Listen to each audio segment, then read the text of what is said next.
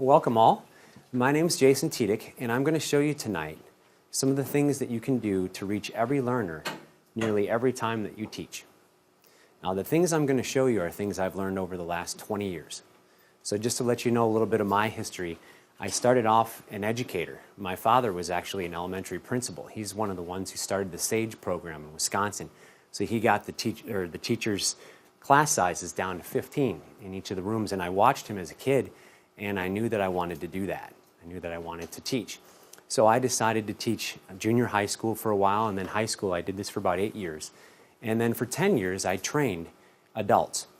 So I taught people for 10 years in all sorts of different roles and capacities: CEOs, physicians, implementers, project managers, quality assurance people, technical service people, and IT and healthcare and all sorts of other industries.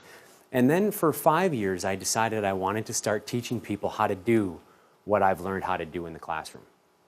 So I started teaching teachers, and I started training trainers and helping people be effective. My mission as an educator is to help other educators be successful. I just love that because I get a twofer for that. The students get a lot out of their classrooms, and so do the teachers and trainers. One of the things that I've discovered is that learning styles, the way in which you learn, is critical in how you teach. What's more, the students in your room don't learn the way you do. Some of them do, but not all of them. And here's the kicker. You will teach the way you learn. You'll find it very comfortable to teach the way you learn. What I'm going to teach you today is how to reach every learner in your room, regardless of whether they learn like you or whether they learn like someone else. And I'm going to do it in the following way. I'm going to model for you everything that I suggest you do. I'm going to give you 12 of the most amazing tools that I have ever seen that teach every learner in any capacity. And I'm going to do this as a facilitator or as a teacher or as a trainer. Now, a lot of you are facilitators, so you actually facilitate small group sessions. You're going to get 12 tools that you can use tomorrow to do that. One of the things that I discovered as my graduate degree is in education as well as my undergrad, and one of the things I discovered that was really frustrating for me is when I went to school to learn how to be a teacher, they would tell me to do things like, you got to reach every learner, you got to show credibility and build rapport and keep their attention, you got to be able to manage pace and get follow along and answer questions and handle distractions, the experts, the quiet types, the gripers, the hecklers, the resenters, all those people. But they wouldn't tell me how to do it. And the most numerous situations that I can imagine, that you can imagine, of how they do this is with learners. They say you have to reach every learner. But then the way they taught me only reached 25% of the class. And I wasn't in it. And so you're going to discover today a couple of things. You're going to find out what your learning style is. You're going to find out what the learners are in your room and how to tell. I'll teach you how to cold read them. And I'll also teach you how to not even worry about what they are, because I'm going to give you strategies that hit everybody all at once. And you'll be able to use these 12 strategies literally next week. You won't have to do a bunch of studying to use them. I'm going to give you specific activities today, 12 of them, that you can do with a partner, with a group, and with me, that you can apply then next week to your groups. So let's get started. The first thing I'm going to do, and I'm going to model each one as I go, I always start off with a little theory, and then we're going to get into the practical. Remember, I'm going to give you 12 practical things today, but before I can do that, I need to explain to you why these work. So over 20 years of education as well as teaching, I'm going to give you the theory of why this works, and then we're going to immediately apply it. And we're going to start with a thing called the circle of knowledge. I'm going to give you 5 minutes. I want you to get into groups of 4. And before you do this, let me give you the specifics. You're going to today have a learner hat and a facilitator or teacher hat. I want you to imagine yourself as the teacher, as you're the learner. So I'm going to do some things today that you're going to say, that was really cool, I loved that. And I'm going to do some other things where you're going to say, oh, that made me a little uncomfortable. The number one rule of thumb is, it's not about you as the teacher or the facilitator. It's about your students. Does it make them feel comfortable? That's what you need to ask yourself. So I'm about to do with the first tool, I'm going to put you into groups. And as soon as I do this, most adults in the room, maybe 75% say, oh, I don't want to get into groups. Now here's the second rule of thumb. You may want to make a note of this right on your cover page. Never put people into groups unless there's a reason to do it. And here's the reason. It enhances everyone's learning. If it doesn't enhance everyone's learning, don't put them into little groups. Stay as a big group. And I'm not saying you can't have a big group discussion. That's great. But if you're going to put them into a small group for a moment, group of 2 to 4, it needs to enhance everyone's learning, not just a few of them. So let me show you how I'm going to do this. Remember, as a learner, you're going to wear a lot of hats today, but you're going to specifically watch what I do, analyze it. Some of the things I'm going to give you, you'll take or leave. Other things you're going to use tomorrow. I guarantee you, though, you're going to get at least a dozen. Some of you will get 3 or 4 dozen things you've never heard of before that you can take away from today and use in your small group sessions and in your training and teaching. So, first thing I want to do is I'm going to assign roles. Notice up here we have 4 roles. There's the facilitator, writer, timekeeper, and relayer. The facilitator, you're responsible for making sure the group's on task and getting this done. Timekeeper, you keep time at 2 checkpoints, 2.5 minutes and 4 minutes. Relayer, you're going to tell us what you came up with. And writer, you're going to write all of this down in your book. Now, before we do this, let me talk about your book for a second. You all have a workbook in front of you. If you look on page 6, writers, this is where you're going to write this information. But before we do that, we're all going to write for a moment. Turn back to page 5, and let's talk for a moment about this program. I want you to take 60 quiet seconds, and I want you to write down and think about right now, what are the top 3 things you want to get out of this program? And here's how I want you to do this. If you got these 3 things, even 1 if you can't think of 3, it would make your trip here worthwhile tonight. Take 60 seconds and write down the top 3 things that if you got it, you'd feel like today was a worthwhile experience for you. Now, I'd like you to take 30 more seconds, and I want you to share, first of all, I want you to star the number 1, if you have one. What's the number 1 thing you want to get today? If you had to pick, put a star next to it.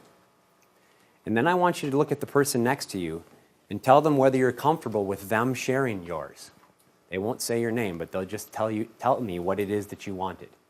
I want you to take 30 seconds, tell them your number 1, and just say yes or no, I'm comfortable with you sharing this. Go ahead. Okay, let us begin here. Now, before we get started, before we actually have you share these, I want to tell you 3 critical theories of adults that are far different from kids under the age of 13. Number 1, adults have to know why they're learning it, or they won't want to. Kids aren't this way. I have a lot of kids that I have taught that are 5, 6 years old. You show them a grasshopper or an earthworm, and if it scurries around a little bit and they think it's pretty cool, they can't wait to learn it. And they never say, now hold on, how is this going to affect my college education? They never say that. But you do. A lot of you have very busy schedules, and you took a lot of time out today. This better be worth your what? Your while. This is what you're thinking right now. What I just did is what you can do every time you teach. If you do a number of sessions, I know a lot of you teach 10, 12 sessions. The first time you do that, ask the people what they want to get out of this session. What's the top 3? And then have them star their number 1. By the way, that's the first of about 48 things you're going to get from me today that are practical. But let me tell you another theory. The number 1 fear of an adult learner is looking foolish in front of their peers. Have you noticed I have not asked anyone to raise their hand and randomly tell me an answer yet? I've put you in a very safe partner situation, and I've allowed you to out if you want an out. But I have also allowed someone else to speak on behalf of you, because it's much easier to speak on behalf of someone else than it is to speak on behalf of ourselves. So if any of your partners agreed to allow you to share, let's hear what you've got. I'm just going to write a few of them up on the board here. What are the top things you want to get out of today's program? Yeah. The ability to speak to all types of learning. So the ability to speak to all types of learning. Very nice. What else? Thank you. How to share information in an unboring manner. So how to be not boring. Thank you. What else? How to inspire confidence. How to inspire confidence. Well, he wanted the people that he was teaching to have confidence in him. So have confidence in the teacher, in the facilitator. Thank you. Others? Draw out the quiet student. So draw out the quiet. Did you notice, by the way, that I'm not ever saying, good answer? That's praise. Praise is manipulative. Not everyone wants the praise. You may think it's a good answer, but if they don't think so, if they're weary about answering this, you'll immediately lose some rapport. Instead, what am I saying to each response? Thank you. That's a warm greeting. What else have you got? I'll take two more. Yeah. How to manage or present to a larger audience? So how to manage or present to a larger audience. Others? Yeah. How to do the teaching style that doesn't come naturally. So how to teach in a style that's not natural. And I had one more hand over here, so I'll take that. Did I see one more? Yeah. How to better communicate thoughts and ideas? So how to communicate thoughts and ideas more effectively. Now, if you look up here, this is what your peers think make you exceptional with other learners. I'm going to show you how to do these things today. I want to stop, though. I'm always going to stop after I do something, and we're going to reflect on it so that you can apply it immediately to your situation. There's a book called Brain Rules that talks about this. People's adult brains need a pattern broken for themselves every 10 minutes, or they start to drift. And one of the best ways to break a pattern is to relate it to the audience. So every time I teach you something, I'm going to immediately say, and here's what you can do. If you want to write this down on the cover again, how would this work for your situation? How would this work for your class? How would this work with your students? And as soon as I say that, boom, everybody's back. Because they all want to know what's in it for me. That's what teachers need to get across to their students. The students want to know, what can I learn, teacher? So here's what we're going to do. How can you apply what we've just done? I've done two things. The first one is I had you get in together with groups, and I had you tell me afterwards all these things that you wrote down. And the second one was I had you write down your top 3 things. How can you apply those to your specific classrooms, to your specific students? For example, could you at the very first session say to them, I want you to take 1 minute and write down the top 3 things you want to get out of this. Another example, could you after that or even before that say, I want you to take 5 minutes to get together with a group of 4 and tell me what makes X, Y, Z effective. Let's say I was speaking to people on flowers, and we're teaching them how to have beautiful flowers. My focus question would be, what makes flowers beautiful? Now, I don't know if you noticed this, but one of the things that you said here was you want it not boring, you want to inspire confidence in the instructor, and you want to draw out the quiet people. Let's handle all 3 of those right now. I just got 7 responses up here in 1 minute. And I didn't have to work for it. I didn't have to beg you to respond, and no one was feeling foolish. But I've been in other situations when I was a student, and the teacher said, so tell me what you think makes an effective facilitator, and nobody responds. How did that happen? Why did that happen? Did you notice just now, nobody responded? But before, everybody responded. Now why? I already told this to you. What was the theory? I said, number 1 fear is what? Looking foolish. So the one I just asked, why did that happen? Nobody wanted to go like this and go, well, here's why, Jason, because they could be what?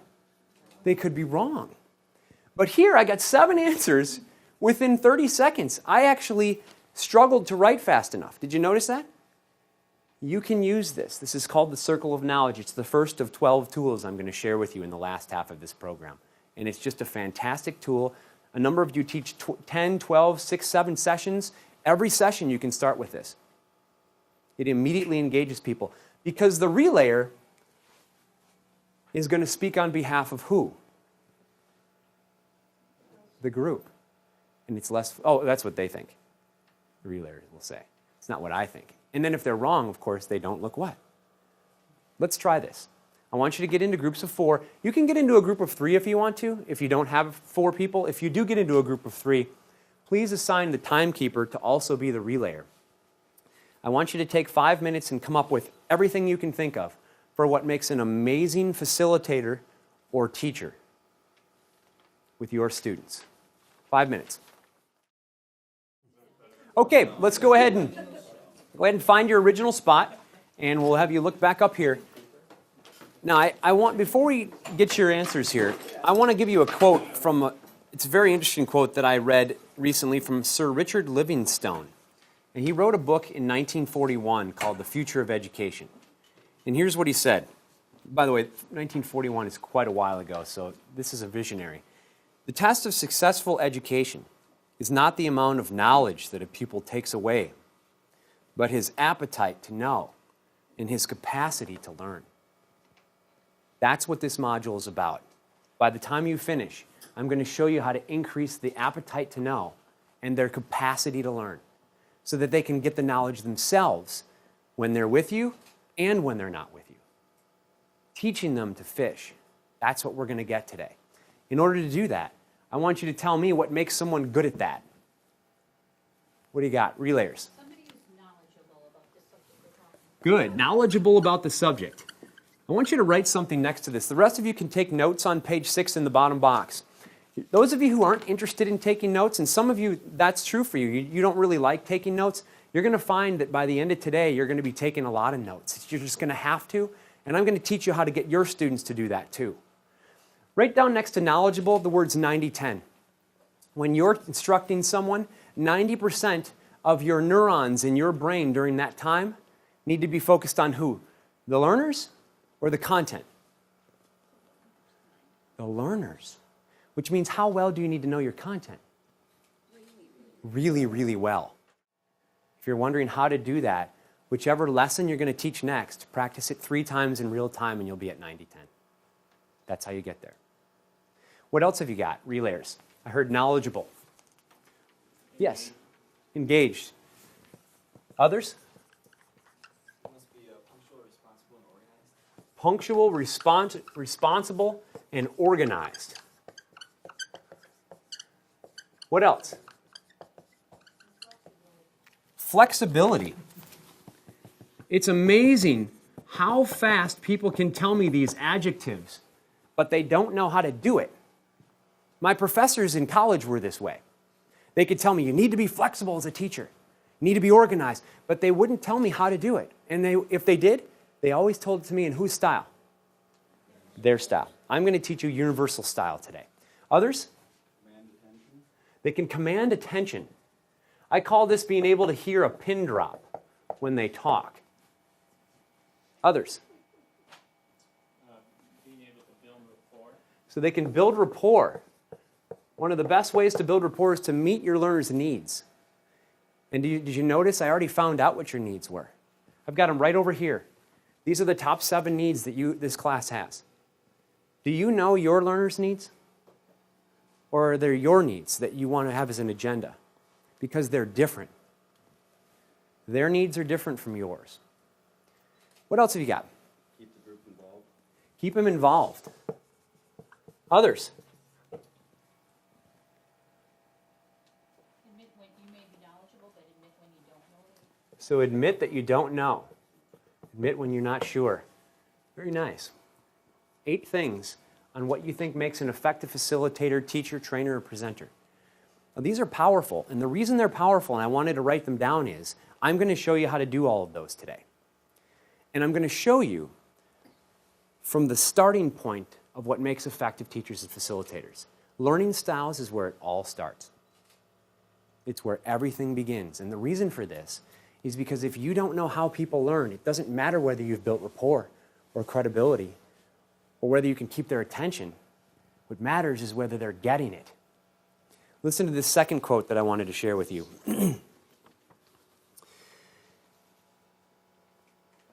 The model, this is from Seymour Papert in 1998. He did a lecture in the Colin Cherry Memorial in London. Here's what he said. The model that says learn while you're at school, while you're young, the skills that you will apply during your lifetime is no longer tenable. The skills that you can learn when you're at school will not be applicable. This is in 1998. They will be obsolete by the time you get into the workplace and need them, except for one skill. The one really competitive skill is the skill of being able to learn. This is it. This is where it all starts. He goes on to say, if it is the skill of being able not just to give the right answer to questions about what you were taught in school, but to make the right response to situations that are outside the scope of what you were taught. Isn't that what you want your students to do, to go out and apply what it is you're teaching them? We need to produce people who know how to act when they're faced with situations for which they were not specifically prepared. That's what we're going to do today. That's a lot of motivation to show why learning styles is where it all begins. So let's get started. Here's what I'm going to show you. By the way, this is tool number 2. This is called the big picture. Do you have one of these for every one of your sessions? You should, because 25% of your learners crave it. It's their lifeline. It tells you where we are at any given moment. Look at the next slide. The first one turns red. That's what we're going to start with. This shows you everything I'm going to show you today, all 6 things, and it tells you exactly where we're going to begin. Now don't worry, in the last half of this program, I'm going to tell you how to do all this stuff. But I want to point out as I'm doing them that they're actually occurring. Notice that each one of these starts with what kind of a grammatical word? An action verb, because none of your learners can actually apply something unless it's actionable. So your agenda should be actionable. Let's get started with the next part. Notice the next big picture is the subset of what I'm going to teach you. This is what you're going to learn next. I'm going to show you these 3 things. Never ever read this stuff to your learners. They're adults. They can handle that. But show it to them so they know where you're at. So let's talk about this. Here's a quote that I really love from Confucius. I hear and I forget, I see and I remember, I do and I understand. And then it says, information is not instruction. Now this is an elusively obvious concept. Elusively obvious means everyone says, when they see this, goes, well, duh, Jason, I know that. But they don't apply it. They assume that if they know their content really well, everybody else will get it. You should know that every week I observe dozens of people in classrooms and with audiences. I give them feedback. I spend 2 hours observing them, and then I write 25 pages of feedback for each one. 13 pages or more are of all their strengths, and the rest are the goals they wanted to work on that I can help them be successful with.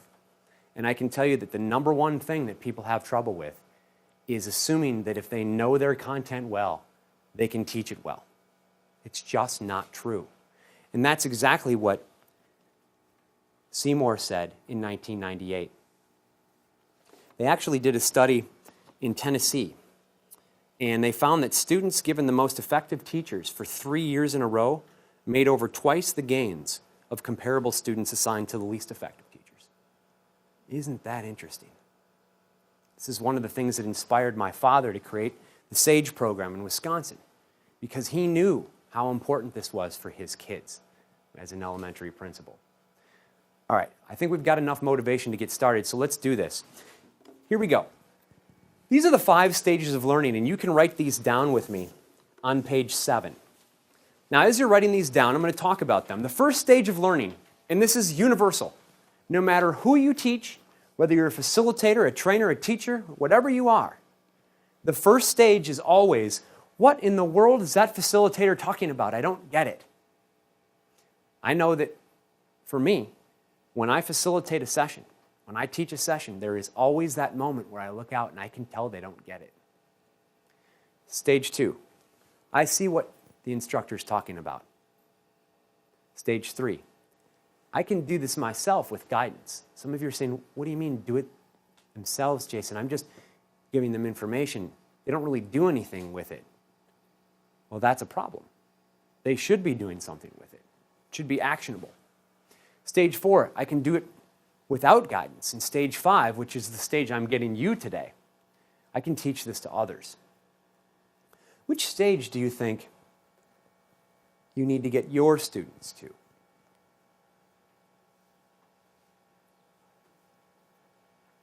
By the way, the answer is up to you. It's okay to say any of these except for number 1. But if your goal is to get them to stage 2, that's just fine. If your goal is to get them to stage 3, but what's not okay is that you don't know.